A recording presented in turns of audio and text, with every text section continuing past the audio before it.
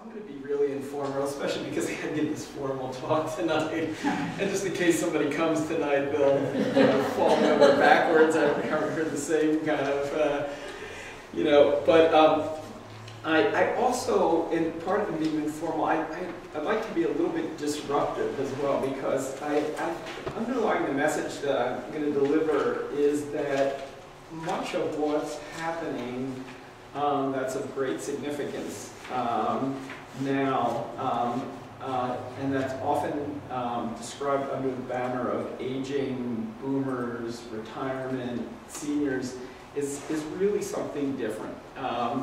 And not that those topics aren't important, and not that we should be providing services to people who are truly seniors, elders, aged, not that there aren't a lot of boomers, and that will shape the society, not that we should be doing away with retirement or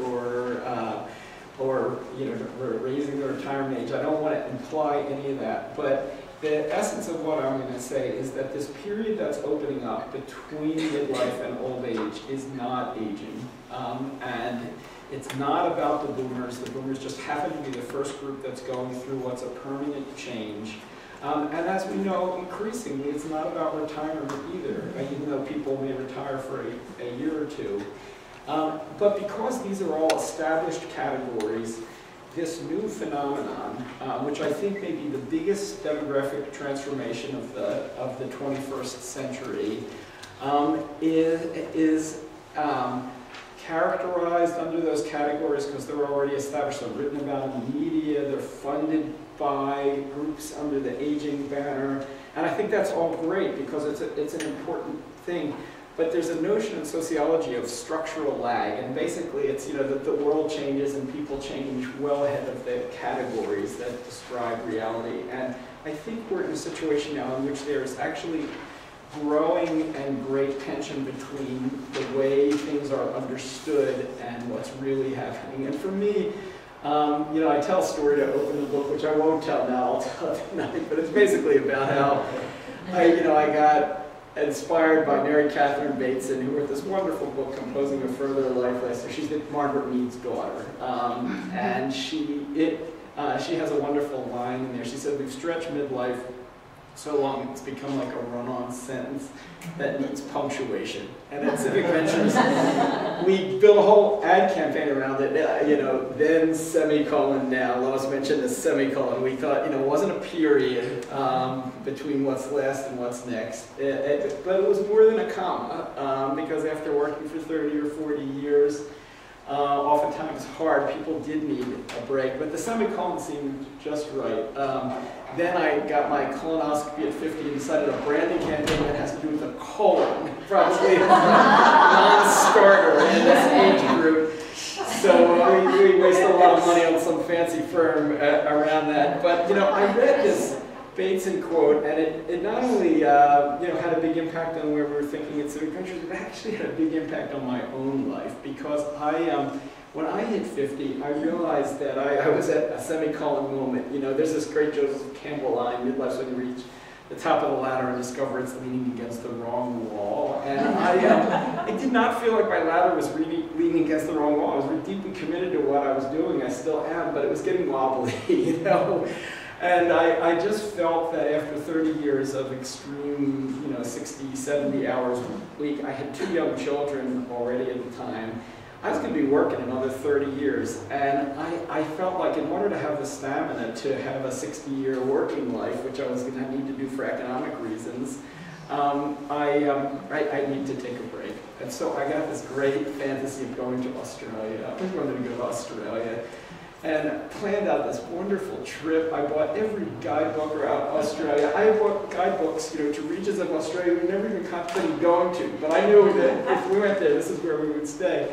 And then, as the trip grew closer, I realized what it would be like to go to Australia with 2 small kids for 3 months, and I canceled the trip. And I was filled with euphoric feelings, because it turns out there's now a body of research in psychology that one of the greatest joys in life is not going on vacation. It's planning the trip, getting all the anticipation, and then bagging it at the last minute. So you can get, 3 months, open on your calendar, or 2 weeks, or whatever it is, and you don't have to get the, body cavity search and everything at the airport.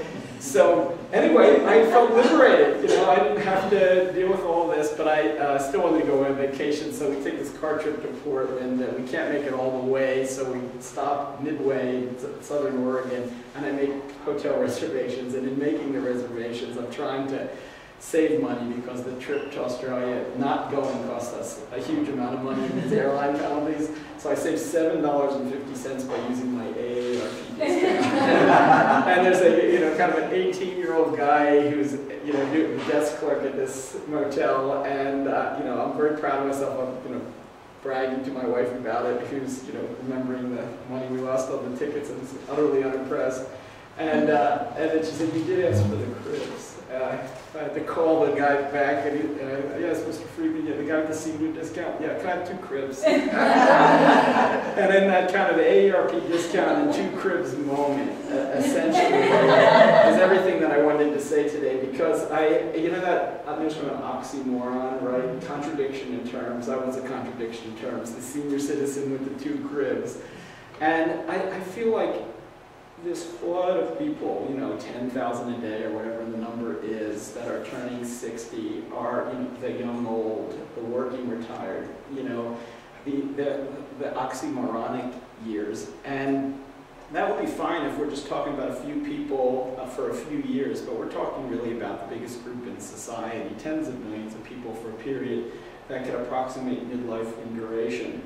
And really, and this is where I'm going to kind of go out on a limb, a group in size that dwarfs the size of the elderly population. It's probably 9 out of every 10 people over the age of 55 are in this group, of neither nors, neither in midlife and not elderly, despite the societal categories.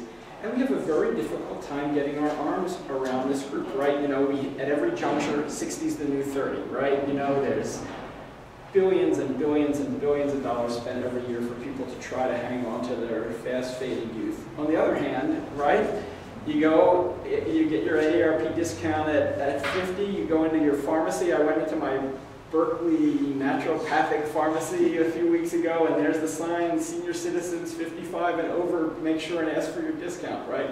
So what is 60 the new 30? Is it the new 90? The proposition in this book is that it's the new 60. And that one of the biggest problems we're having, not just as an identity as individuals, but really coming to terms with what this means for a society, is that we can't accept reality.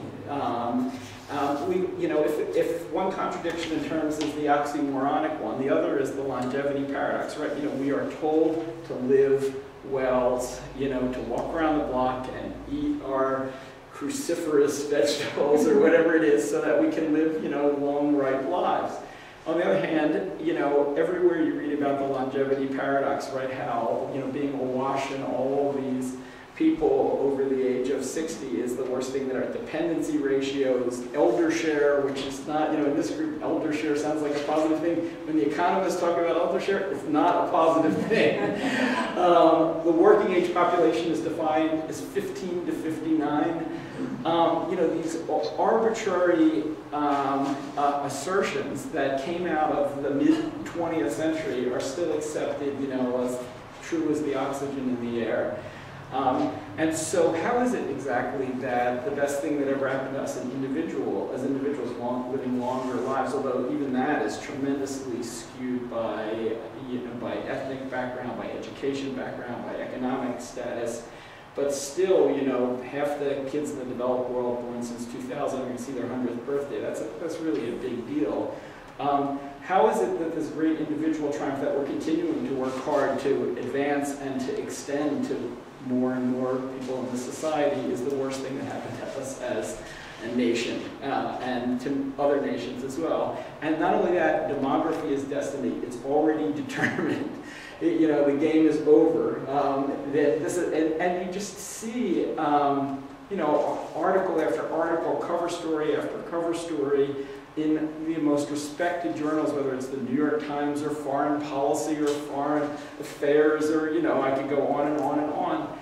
So anyway, this book is essentially an argument that it's not inevitable, it's actually up to us, that there isn't really a paradox here, that this individual benefit that we're working so hard to achieve could be a vast societal payoff, and that we can do better than the oxymoronic years. And you know, to kind of cut to the chase, and this is a lesson that I learned going, you know, with Sandy and Carol and going to visit Del Webb, is that life stages are artifacts. They're social inventions. They have always been so. Retirement was a creation of the Phoenix Desert of the 1960s. You know, Walter Reuther said 1948, retirement was too old to work, too young to die. Within 15 years, it had become the centerpiece of the American dream, you know, the thing that everybody clamored for. We did a remarkable job, but it's not just retirement. You know, in the same century, 100 years ago,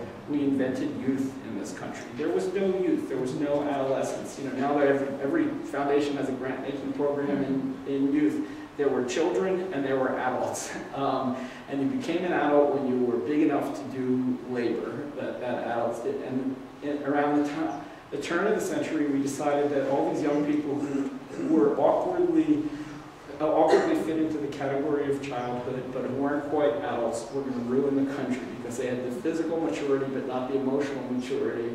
And in the time of industrialization and upheaval and urbanization, we thought these could be minds, these little savages. That was the phrase that was used. So a guy by the name of Granville Stanley Hall, in 1904, wrote a book called Adolescence that was 1,000 pages long and virtually impenetrable. And it said that we should create this moratorium period between childhood and youth. And next thing you know, we had child labor laws, and high schools, and boys and girls clubs, and 40 years later, the word teenage. And now, again, like the oxygen in the air, it seems like it's always been there. That's the shape of a life. It includes adolescence. Now we're hearing that this period in the 20s is a new period, emerging adulthood.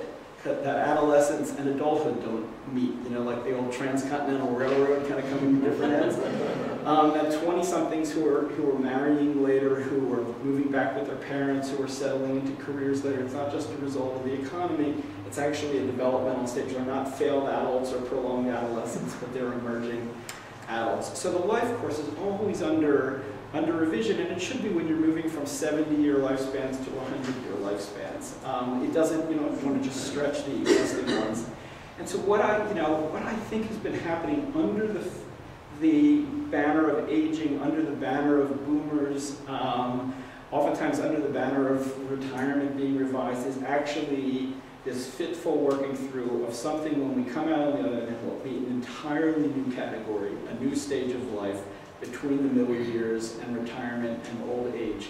And we're really, I think, at the turning point now, in part because so many people are flowing into this oxymoronic status, the 10K a day. Also because it's such an awkward time for individuals. I think it's a real identity problem for people who, who wants to be a contradiction in terms for 20 years, right? That's why everybody laughs every time they say, I'm a senior, right? I mean, that happens. And it's also because, in a way, the creation of these stages is always preceded by the group being seen as a huge problem and a pariah. And, we see that happening now.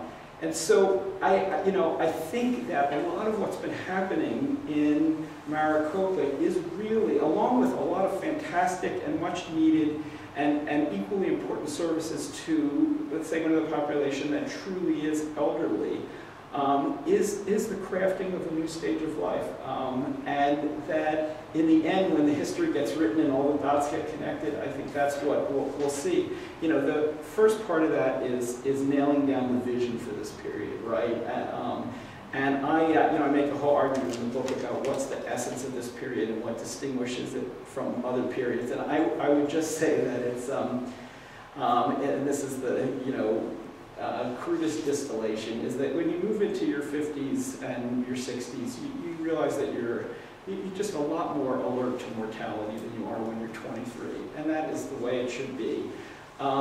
And that changes your perspective. There's now an enormous amount of research in developmental psychology that shows that awareness of mortality has a huge impact in people's decision-making and priorities. In fact, there are researchers who do studies on people of all different ages, and they give them the same time frames, and they make the exact same decisions. It's not actually has to do with age so much as it does with this kind of sense. People have an exquisite internal capacity to tell how much time is left.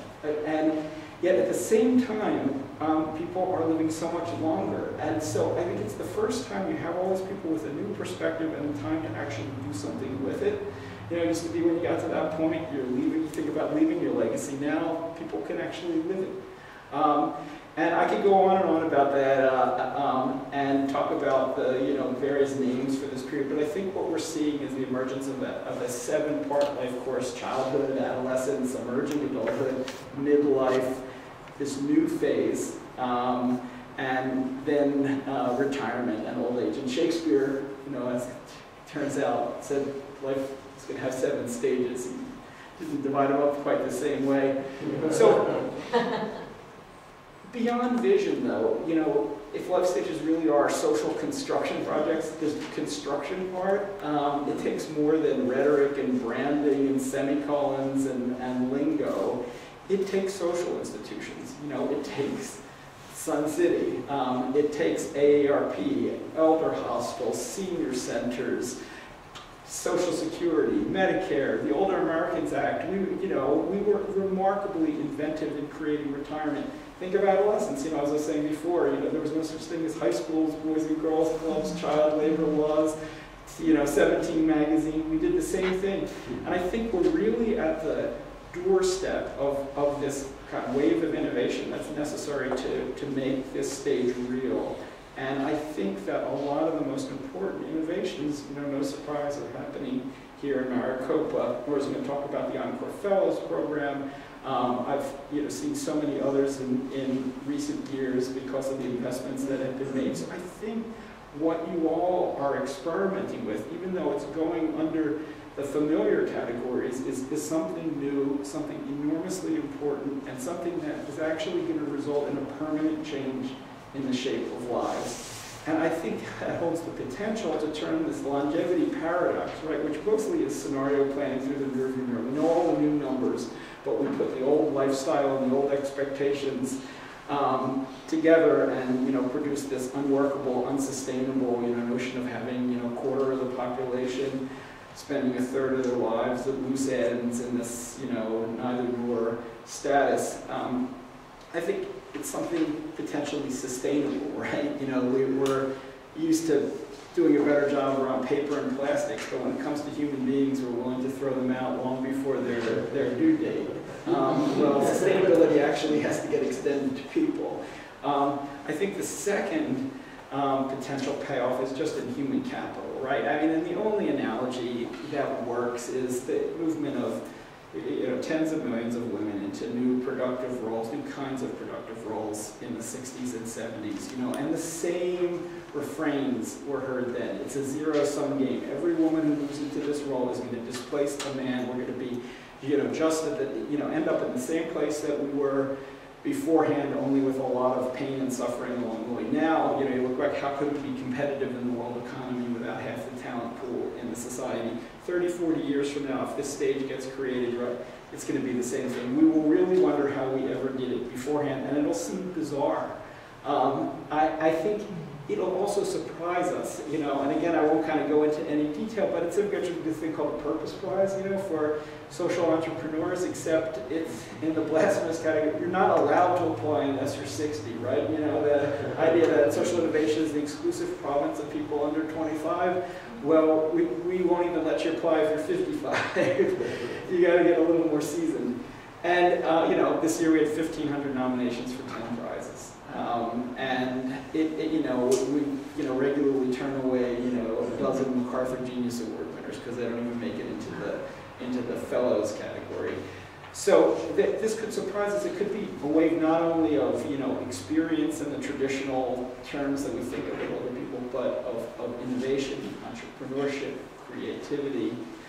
Ultimately, I think the big payoff, and I'll close with this, is that it could change the culture. Because I've talked about time lived, sort of experience, and then this notion of time left to live, which is where the kind of mortality, longevity, and urgency kind of amalgam comes into place. But there's also this question of the time beyond our lives. And most psychologists who've studied this period say it's the sort of generative heartland, right? Because mortality question, even though it changes your decision making, it also reminds you that human beings are a species that lives on in future generations. We're built that way.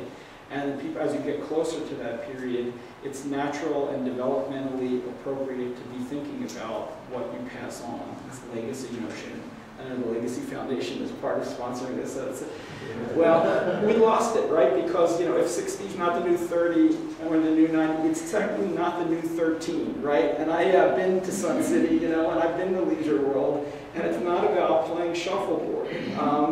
For some, maybe, but that as a society, that's really not where we need to be going. And yet we've consigned people in this stage of life to a second adolescence, a second childhood. We told them, to go off and play. And many cases to live in age-segregated places where, they're undisturbed by the patter of little feet or the bother of taxes for school districts. So I think we need to bring back our generative heartland, and rather than thwarting and distorting that impulse, we need to fan and enable it. And as a country, we are losing our sense of future-mindedness. Erik Erikson, who coined that phrase, generativity, before he died, he couldn't even speak, but he did an interview with Daniel Goleman in the New York Times, and he spoke through his wife, Joan, and he said that as he was dying, the thing that concerned him most is how we as a society had lost the ability to think about future generations. Everything was about now. And I think as a society, it's even more true now than it was when Erikson uttered those words. Last year, there were a wave of commencement addresses by boomers, and the Wall Street Journal did a big article about it, and basically the theme was, I'm sorry. I'm sorry for being the first generation to leave things worse off. So I think we could turn it around if we do this stage right, especially because it's going to be the biggest group in society, and it is our generative heartland. And I think in creating this stage, we could do what we did when we created adolescence in 1904. That we were a young country then. We were in adolescent America. We thought of this phase not as a solution to a bunch of problems, but as a reflection of our highest aspirations. Well, we're a grown-up country now, but we don't know how to be a grown-up yet. And I think the people in this stage could teach us, and that'll be good for them, but it's not even really about boomers, right? We're not even going to get it right in this stage. Gen X and Gen Y are going to inhabit this period in a much more fully developed way, just like the first adolescents were, they sort of fumbled their way through. It wasn't until decades later that we had this period of youth well developed in these institutions and ideals. So I think that's the charge. I mean, to create something for the 21st century and the reality of America in this century that will be as powerful and as long-lasting as what we developed 100 years ago. And it's something that, in a way, we are doing for future generations. Rather than trying to be younger than we are, we should be there for the people who truly are young and who are our future. So I'll stop with that. And I think I managed to talk long enough so that I can eliminate the possibility of discomforting questions. Thank you.